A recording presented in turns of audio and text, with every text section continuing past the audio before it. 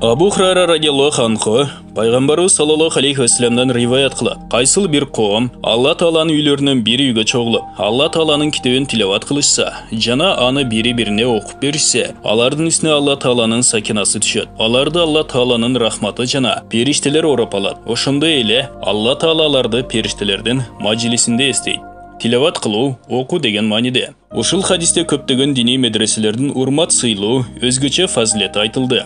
Эгерде көптөгөн белек урмат сый берилсе да, айтылган фазилеттердин ичинен ар бир урмат сыйга жетүү үчүн кимдир бирөө бүткүл өмүрүн сарптаса да аздык кылат. Өзгөчө акырында айтылган фазилет Алла Тааланын периштелердин мажлисинде аны эстөөсү. Бул ушунчалык чоң белек, ага эч кандай нерсе тең келбейт. Сакина түшкөндүгү тууралуу көптөгөн хадистерде келген. Ал эмне экендиги тууралуу хадис чечмелөөчү алымдардын бир нече айткан сөздөрү бар. Бирок алардын ортосунда эч кандай карама-каршы келген сөздөр жок. Алардын айткандарынын баары биригип сакинанын маанисин берер. Али радиаллаху анху сакинаны мындайча түшүндүргөн. Сакина өзгөчө бир жел. Анын жүзү адамдын жүзү сыяктуу. Аллама Судди рахматуллаху алейхи айткан. Ал бейиштеги бир алтындан болгон кесенин аты. Ал кеседе пайгамбарлардын алейхимуссалам жүрөгү жуулат. Кээ бирөөлөр айтышкан, ал өзгөчө бир рахмат, Алла Тааланын мээрими. Табари рахматуллаху алейхи аны жүрөктөгү тынчтык деп айткан. Кээ бирөөлөр ал жүрөктөгү бейпилдик деп айтышкан.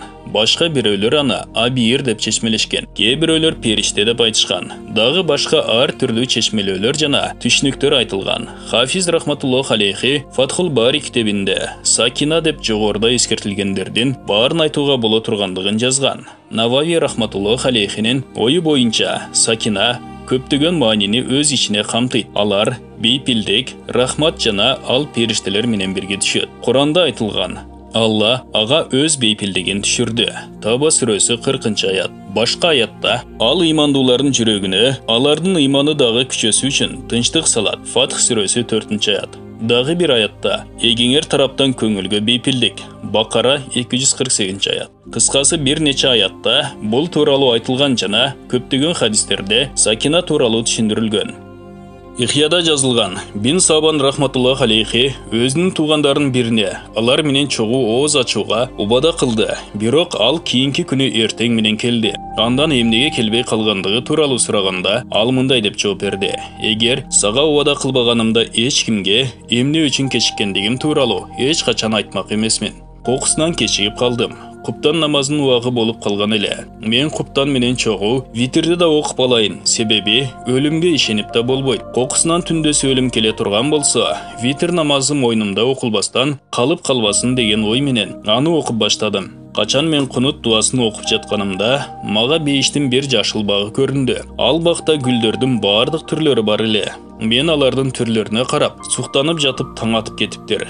Мындай окуялар көптөгөн уламалардын өмүр баянында жазылган. Бирок мындай нерсе качан бул дүйнөдөн толук үзүлүп, Алла менен толук байланыш болгондо гана болот. Периштелердин курчап алгандыгы тууралуу көптөгөн хадистерде кездешет. Хадис китебинде Усайд бин Хузайр радиаллаху анху тууралуу ушуга окшош окуя айтылган. Ал Куран окуган кезде өзүн булут сыяктуу бир нерсе курчап алгандыгын сезген. Пайгамбарыбыз саллаллаху алейхи вассалам айтты: Бул периштелер эле. Алар Куран угуу үчүн келишкен жана алардын көптүгүнөн сага булут сыяктуу сезилди.